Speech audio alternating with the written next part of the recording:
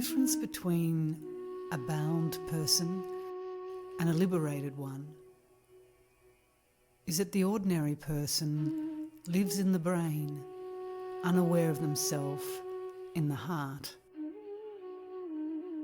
The Jnani lives in the heart. When they move about and deal with people and things, they know that what they see is not separate from the one supreme reality. The Brahman, which they have realized in the heart as their own self, the real.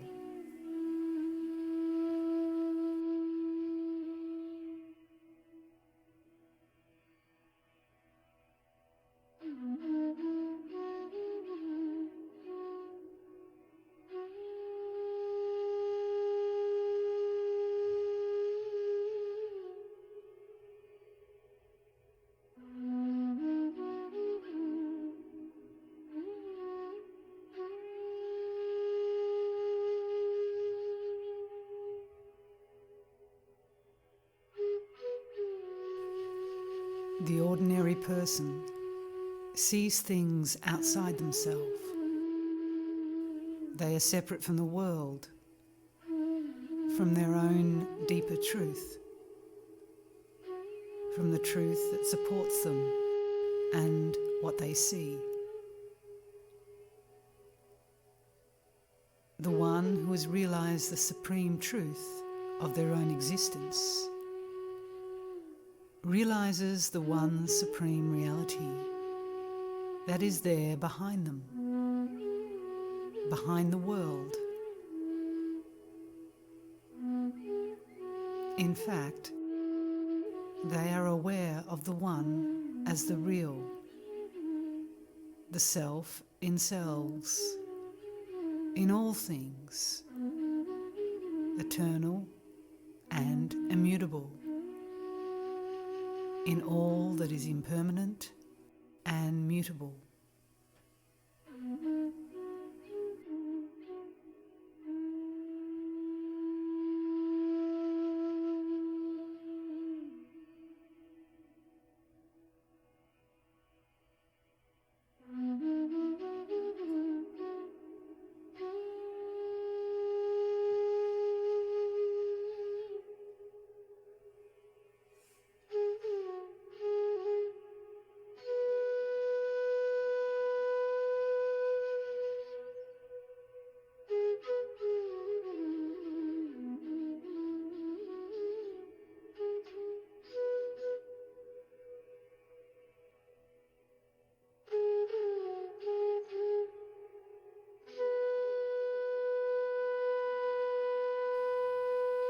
The undifferentiated consciousness of pure being is the heart, which is what you really are. From the heart arises the I amness as the primary datum of one's experience. By itself, it is completely pure in character. It is in this form of pristine purity, uncontaminated by rajas and tamas, activity and inertia, that the I appears to subsist in the Jnani.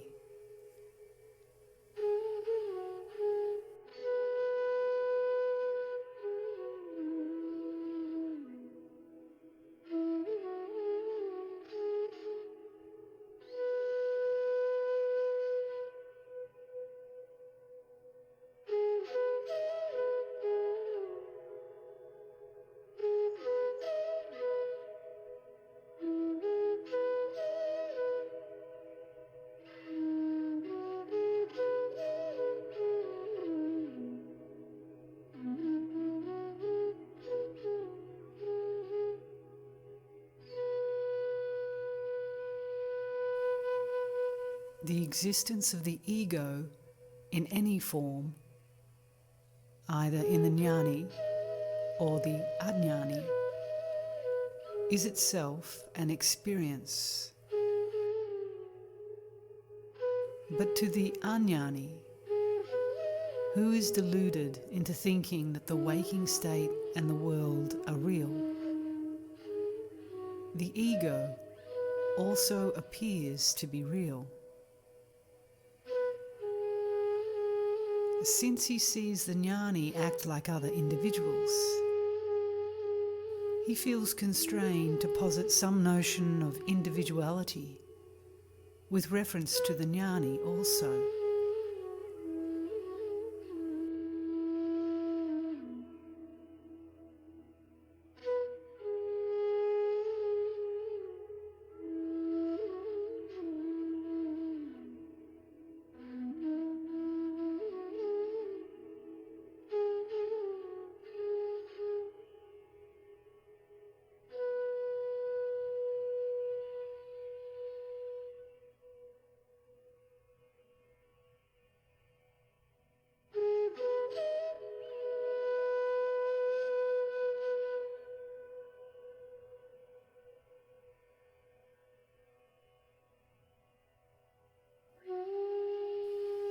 But the I thought, the sense of individuality, does not function in the Jnani at all.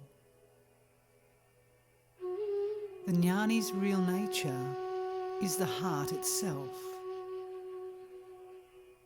because they are one and identical with the undifferentiated, pure consciousness referred to by the Upanishads as the full consciousness.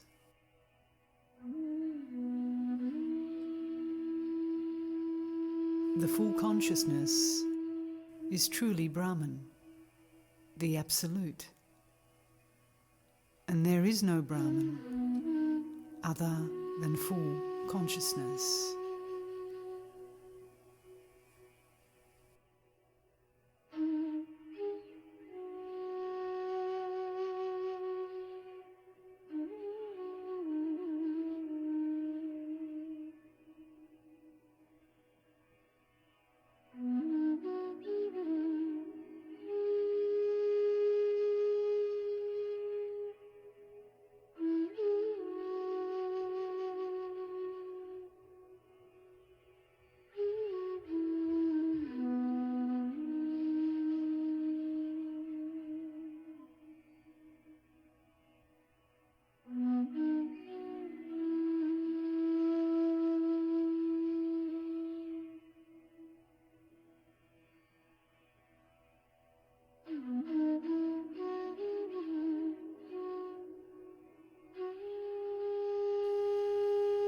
The main qualities of the ordinary mind are sloth and excitement.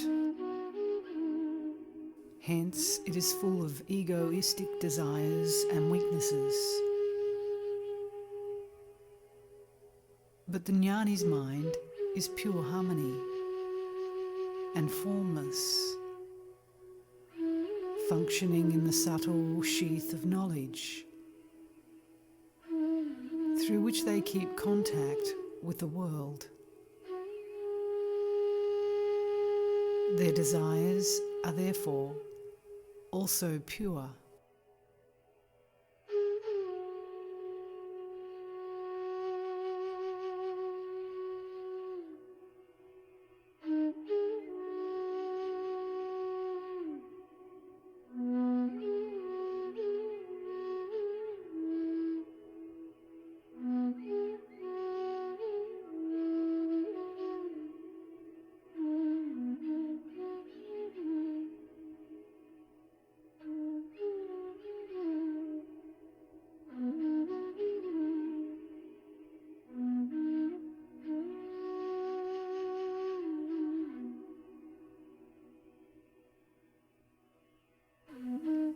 Why worry yourself about the world and what happens to it after self-realization? First, realize the self. What does it matter if the world is perceived or not? Do you gain anything to help you in your quest by the non-perception of the world during sleep? Conversely, what would you lose now by the perception of the world?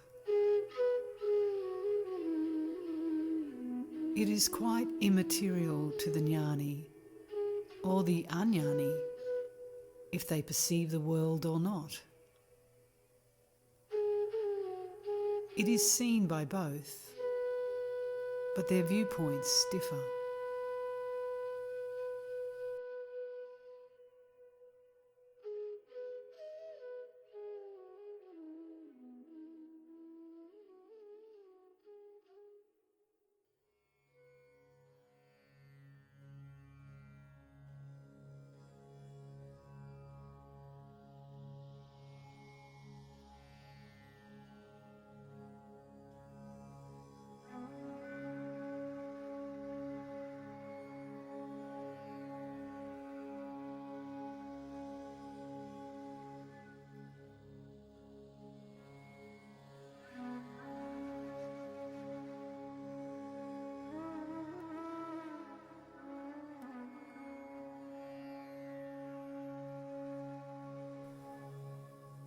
Seeing the world, the Jnani sees a self, which is a substratum of all that is seen. The Ajnani, whether they see the world or not, is ignorant of their true being, the self.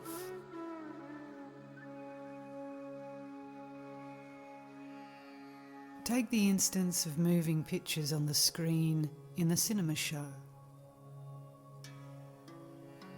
What is there in front of you before the play begins? Merely the screen.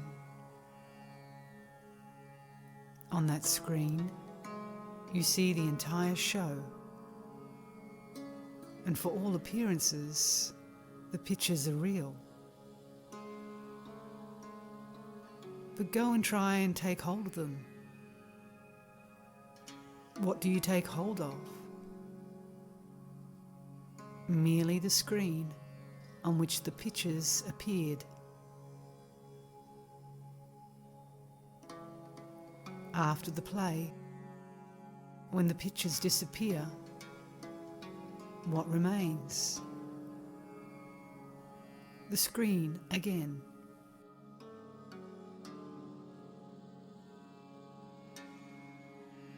So with the self, that alone exists. The pictures come and go. If you hold on to the self, you will not be deceived by the appearance of the pictures. Nor does it matter at all if the pictures appear or disappear.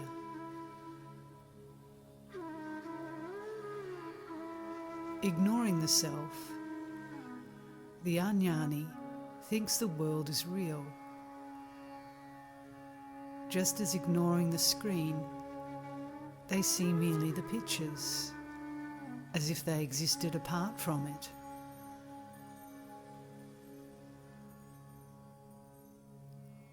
If one knows that without the seer, there is nothing to be seen,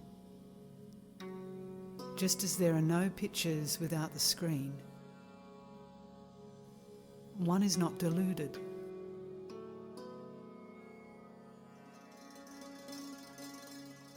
The Jnani knows that the screen and its pictures are only the self. With the pictures, the self is in its manifest form. Without the pictures, it remains in the unmanifest form. To the Jnani, it is quite immaterial if the self is in one form or the other.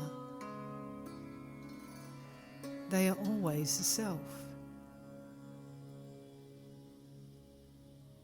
But the Ajnani seeing the Jnani active gets confounded.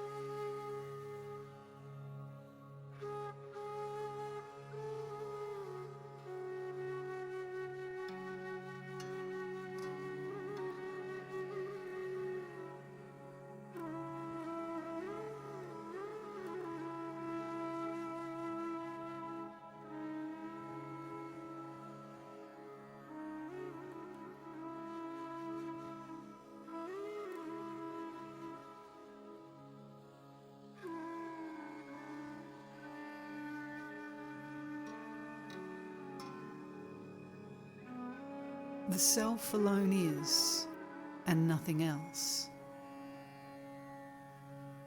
However, it is differentiated owing to ignorance. Differentiation is threefold. Firstly, of the same kind. Secondly, of a different kind.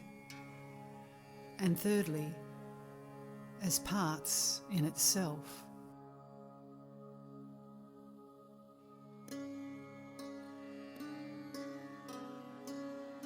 The world is not another self similar to the self. It is not different from the self, nor is it part of the self.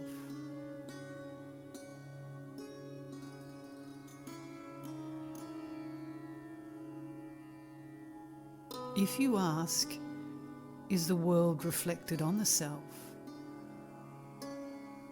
For reflection, there must be an object and an image. But the self does not admit of these differences.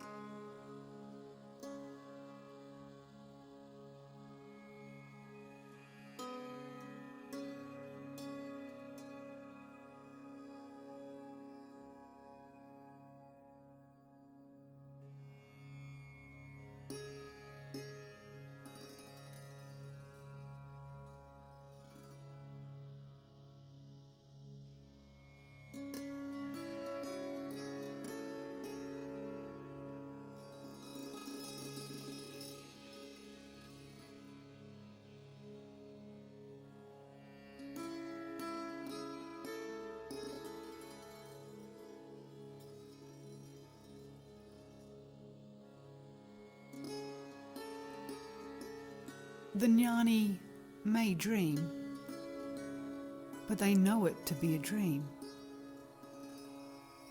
in the same way as they know the waking state to be a dream. You may call them dream number 1 and dream number 2. The Jnani, being established in the 4th state, the Turiya, the supreme reality. They detachedly witness the 3 other states, waking, dreaming, and dreamless sleep, as pictures superimposed on it.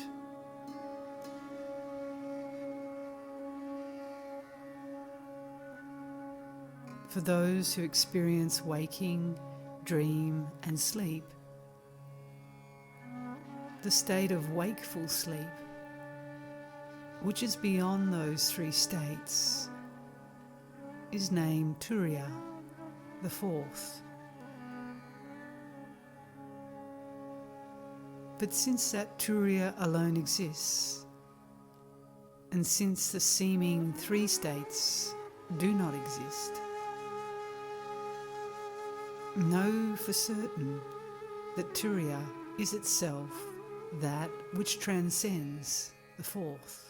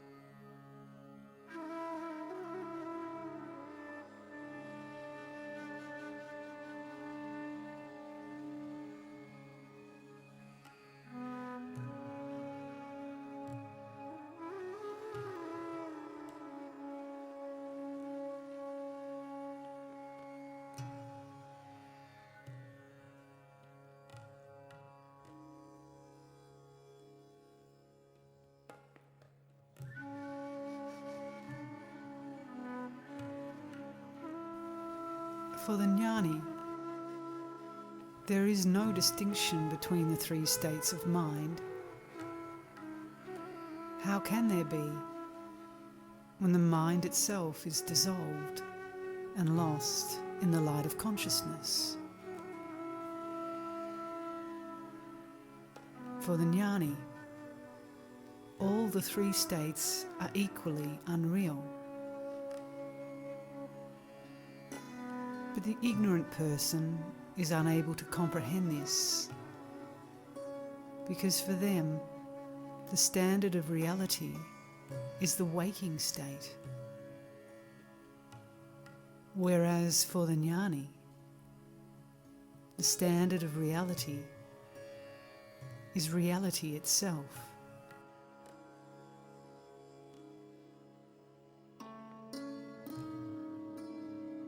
This reality of pure consciousness is eternal by its nature, and therefore subsists equally during what you call waking, dreaming, and sleep.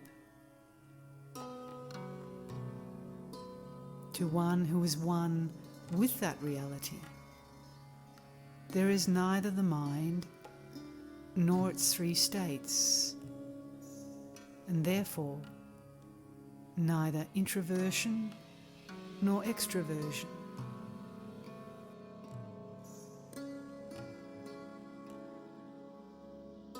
They are the ever-waking state, because they are awake to the eternal self.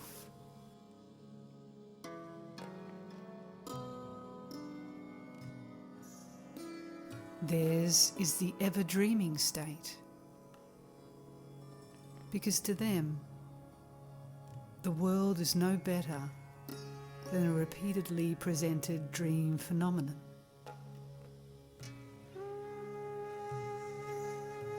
Theirs is the ever-sleeping state, because they are at all times without the body am I consciousness.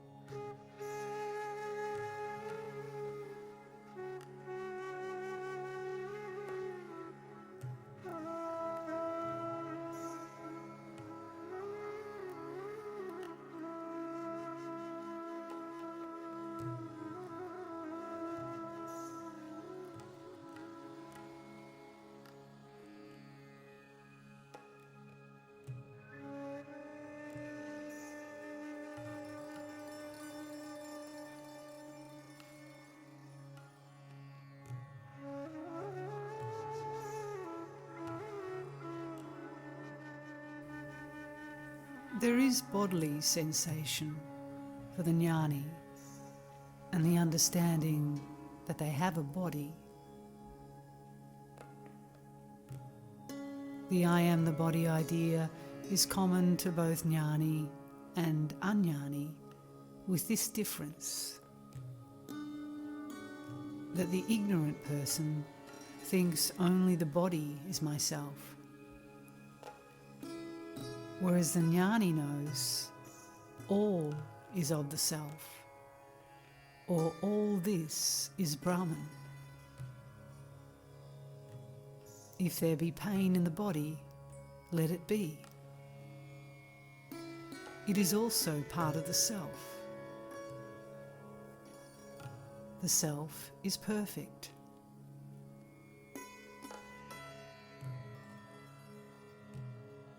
After transcending the I am the body idea, one becomes a Jnani. In the absence of that idea, there cannot be either doership or doer.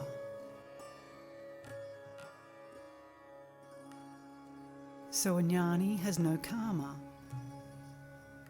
and performs no actions. That is their experience. Otherwise, they are not a Jnani.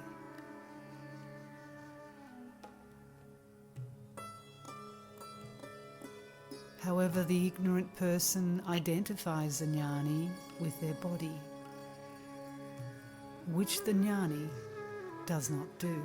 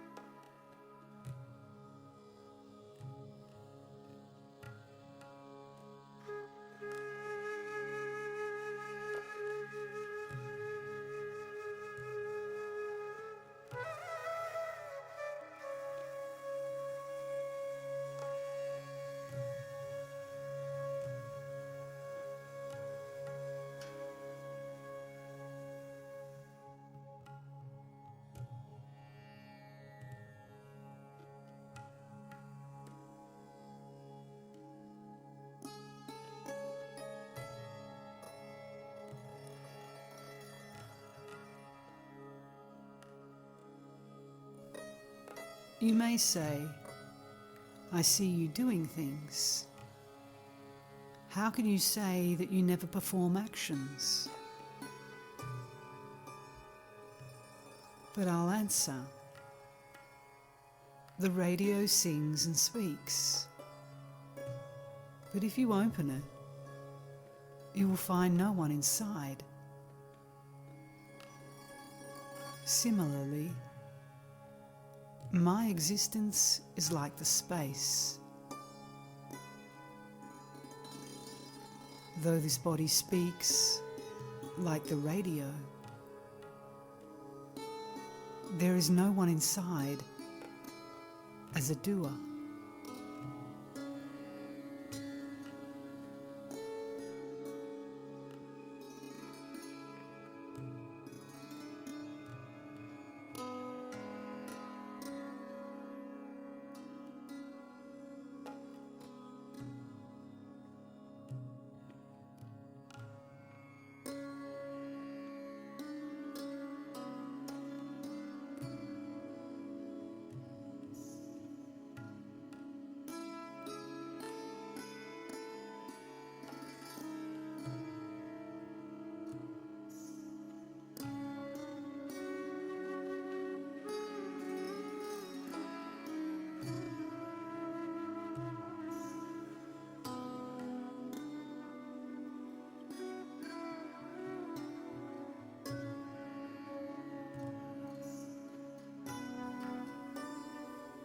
Various illustrations are given in books to enable us to understand how the Jnani can live and act without the mind.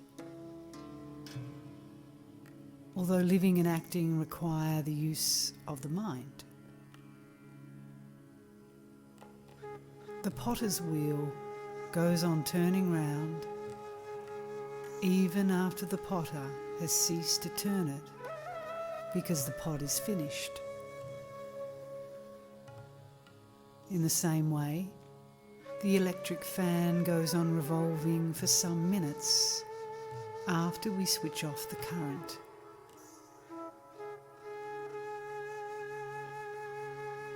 The prarabdha, or predestined karma, which created the body, will make it go through whatever activities it was meant for.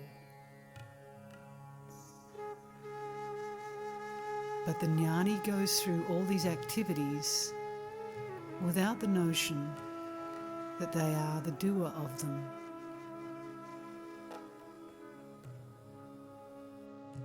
It is hard to understand how this is possible. The illustration generally given is that the Jnani performs actions in some such way as a child that is roused from sleep to eats, but does not remember the next morning that it ate.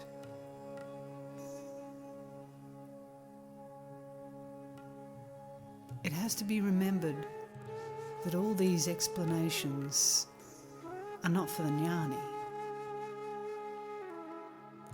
They know and have no doubts. They know they are not the body, and they know that they are not doing anything, even though the body may be engaged in some activity.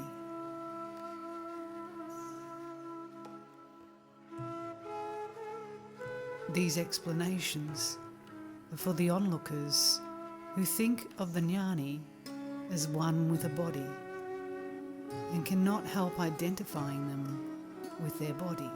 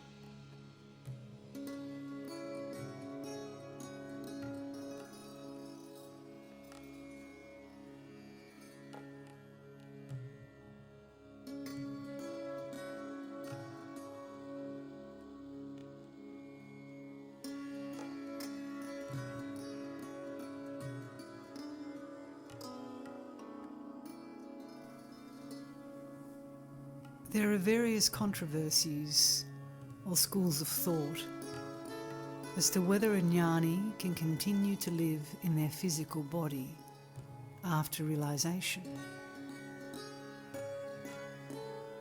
Some hold that one who dies cannot be a Jnani because their body must vanish into air or some such thing. They put forward all sorts of funny notions. If one must at once leave their body when they realize the self, I wonder how any knowledge of the self or the state of realization can come down to other people.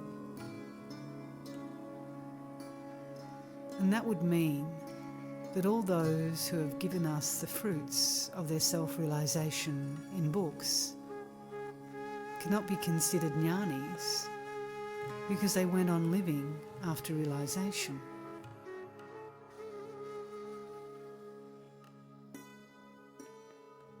And if it is held that a person cannot be considered a Jnani, so long as they perform actions in the world, then not only the great sages who carried on various kinds of work after attaining jnana must be considered ajnanas, but the gods also, and Ishwara, the Supreme Personal God, themselves, since they continue looking after the world.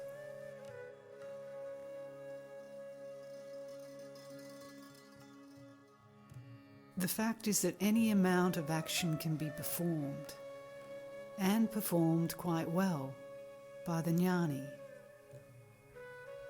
without their identifying themselves with it in any way,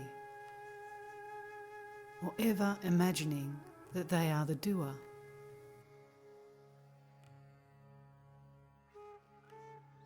Some power acts through their body and uses their body to get the work done.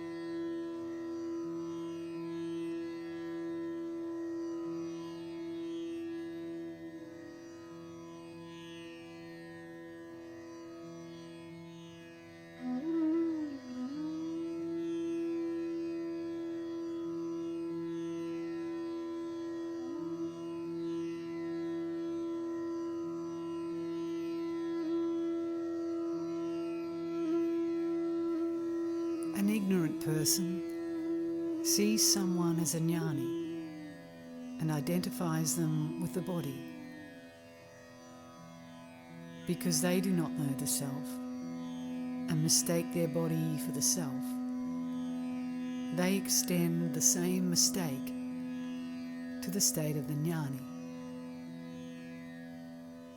The jnani is therefore considered to be the physical frame. Again, since the ignorant person, though they are not the doer, imagine themselves to be the doer and consider the actions of the body their own, they think the jnani to be similarly acting when the body is acting. But the jnani knows themselves, knows the truth, and is not confounded.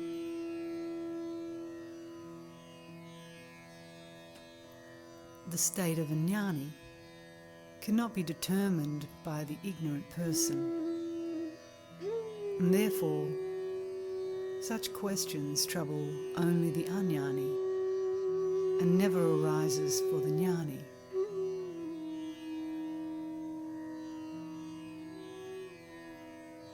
If they are a doer, they must determine the nature of the actions. The self cannot be the doer. Find out who is the doer, and the self is revealed.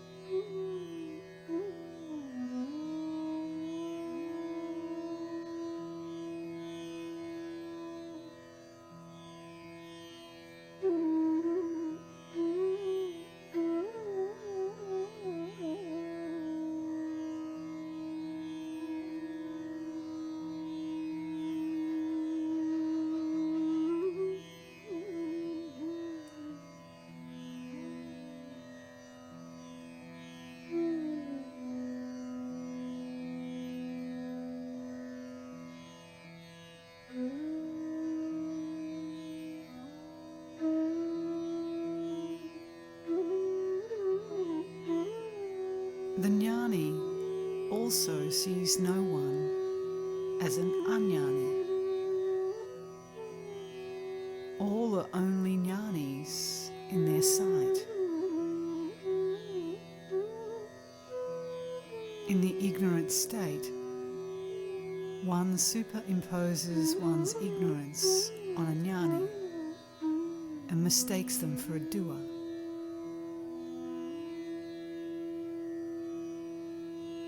In the state of jnana, the Jnani sees nothing separate from the self. The self is all shining and only pure jnana. So there is no ajnana in their sight.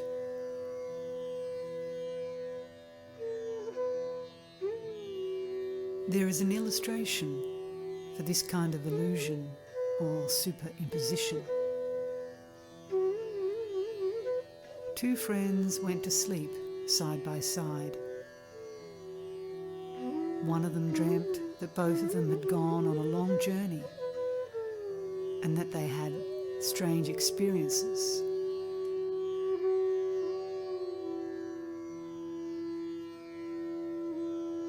On waking up, he recapitulated them and asked his friend if it was not so.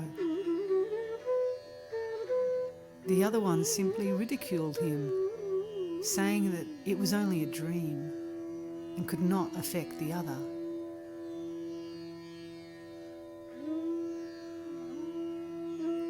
So it is with the Jnani, who superimposes their illusory ideas on others.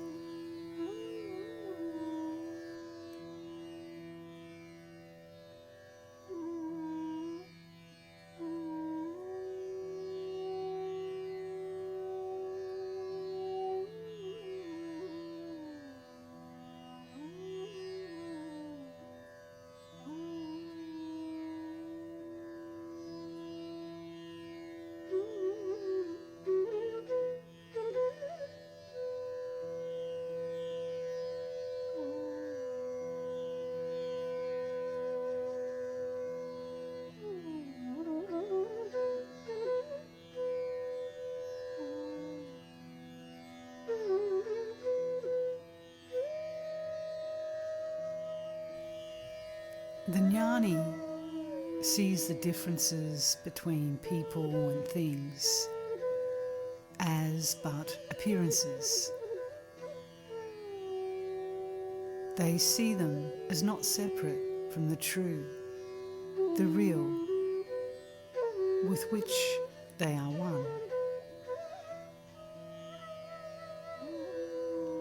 Equality is the true sign of jnana. The very term equality implies the existence of differences. It is a unity that the Jnani perceives in all differences, which I call equality.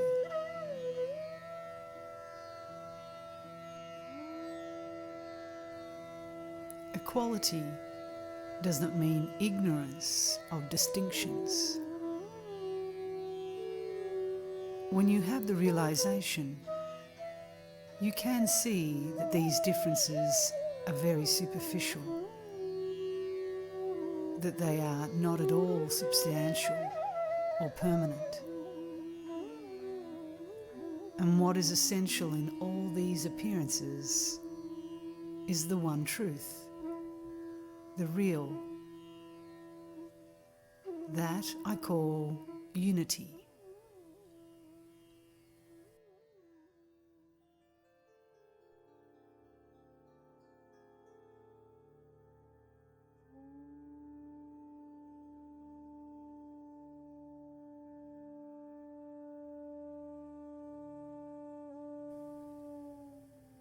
You referred to sound, taste, form, smell, and so on. It is true the Jnani appreciates the distinctions, but they always perceive and experience the one reality in all of them. That is why they have no preferences. Whether they move about or talk or act, it is all the one reality in which they act or move or talk.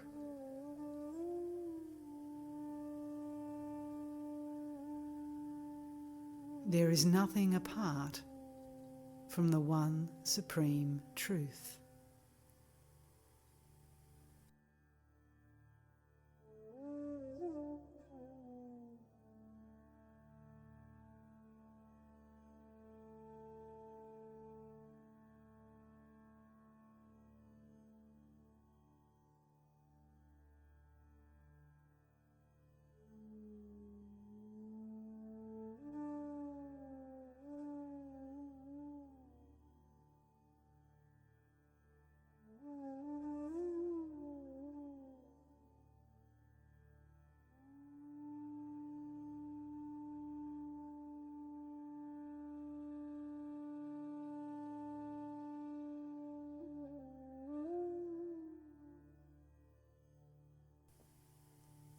The Jnani conducts himself with absolute equality towards all.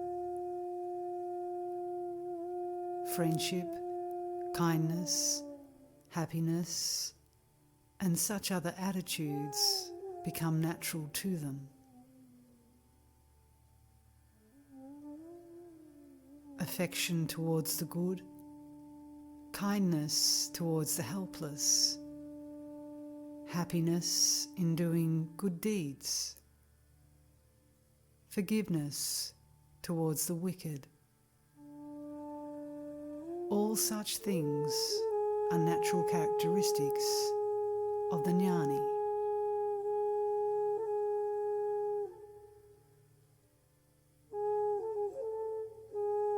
They are the same in any state or condition,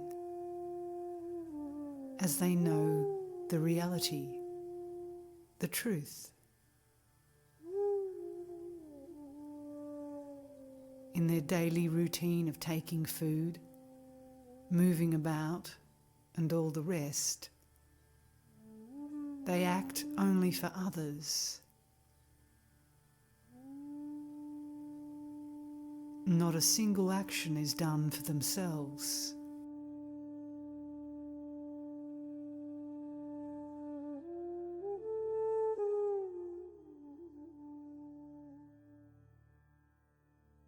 Just as there are people whose profession is to mourn for a fee, so also the Jnanis do things for the sake of others with detachment, without themselves being affected by them. The Jnani weeps with the weeping, laughs with the laughing, plays with the playful, sings with those who sing, keeping time to the song. What do they lose? Their presence is like a pure, transparent mirror. It reflects the image exactly as it is. But the Jnani, who is only a mirror, is unaffected by actions.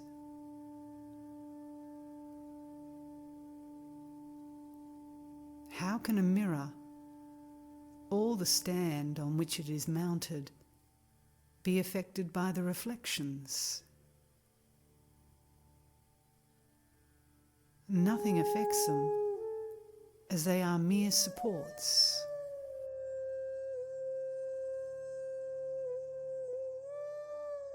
On the other hand, the actors in the world, the doer of all acts, the ignorant people, must decide for themselves what song and what action is for the welfare of the world, what is in accordance with the sastras, and what is practicable.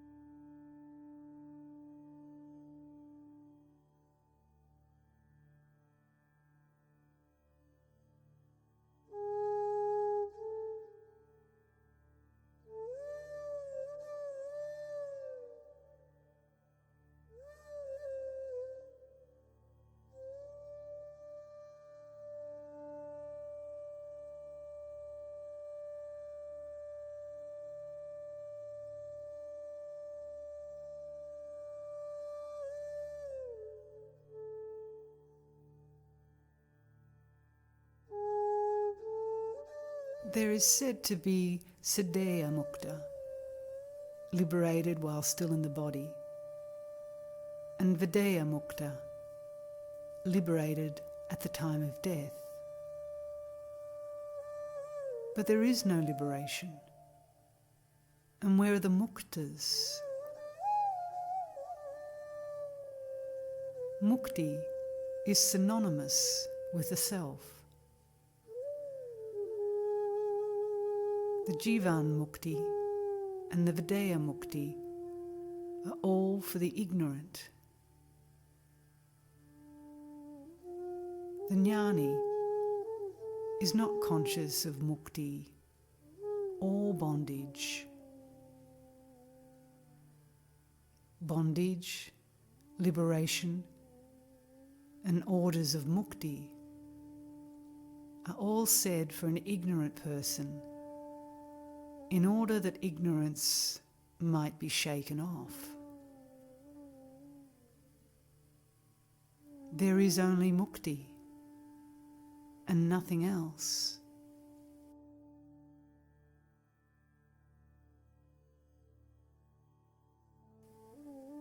The difference, them and I, are the obstacles to jnana.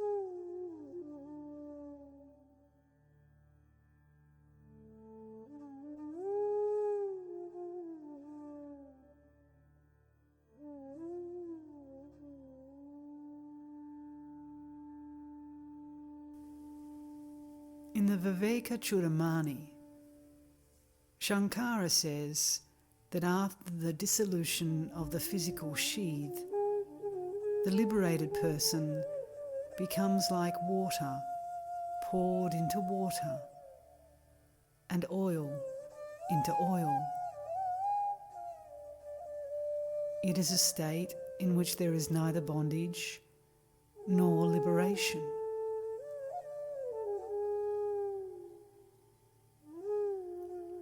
Taking another body means throwing a veil, however subtle, upon reality, which is bondage.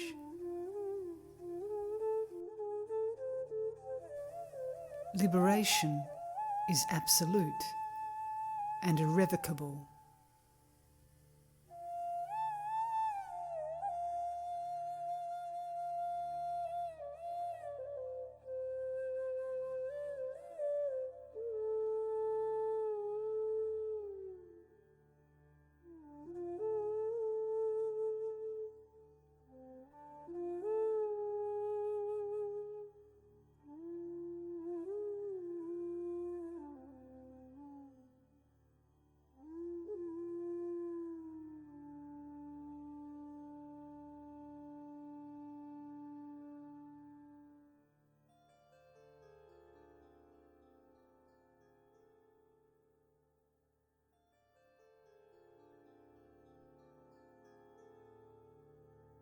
You say the Jnani sees the path, treads it, comes across obstacles, avoids them, and so on.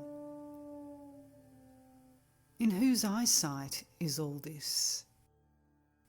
In the Jnani's or yours? They see only the self, and all in the self.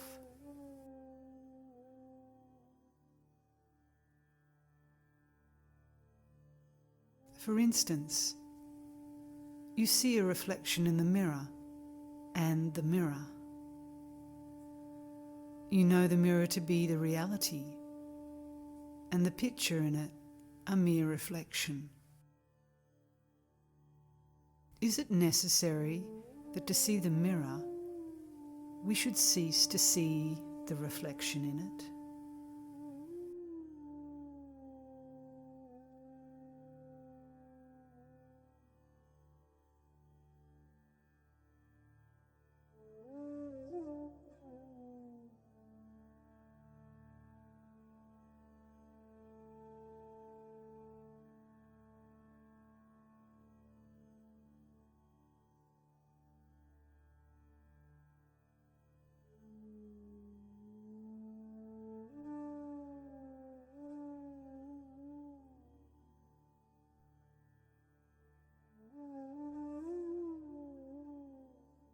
The Jnani's mind is known only to the Jnani. One must be a Jnani oneself in order to understand another Jnani. However, the peace of mind which permeates the saint's atmosphere is the only means by which the seeker understands the greatness of the saint. Their words or actions or appearance are no indication of their greatness, for they are ordinarily beyond the comprehension of common people.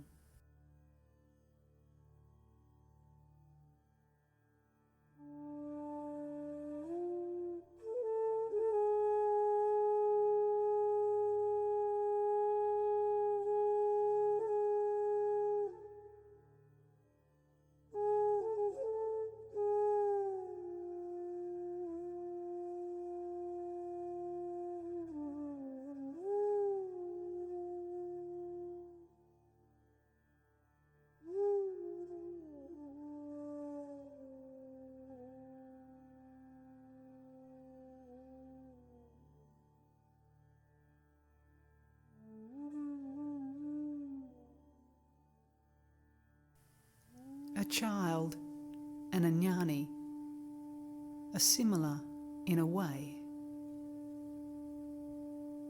Incidents interest a child only so long as they last.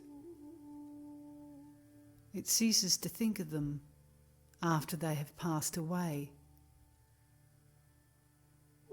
So then, it is apparent that they do not leave any impression on the child, and it is not affected by them mentally. So it is with a Jnani.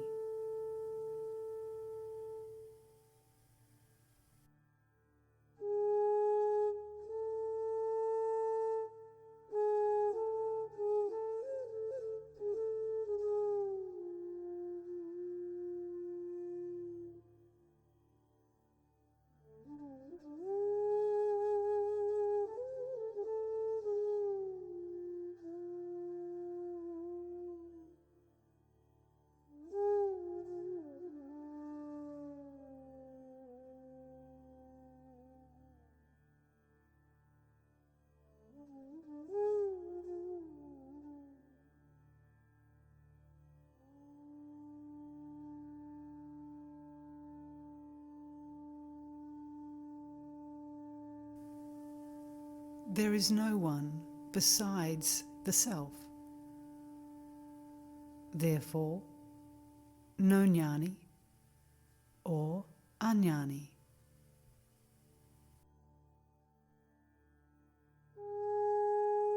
Coming here, some people do not ask about themselves. They ask, does the Jivan Mukta see the world? Are they affected by karma? What is liberation after being disembodied? Is one liberated only after being disembodied, or even while alive in the body? Should the body of the sage resolve itself in light, or disappear from view in any other manner?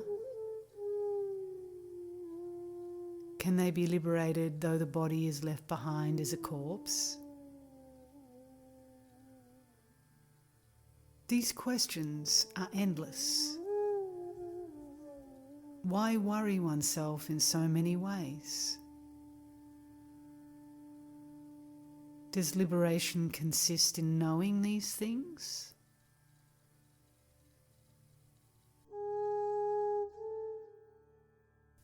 Therefore, I say to them,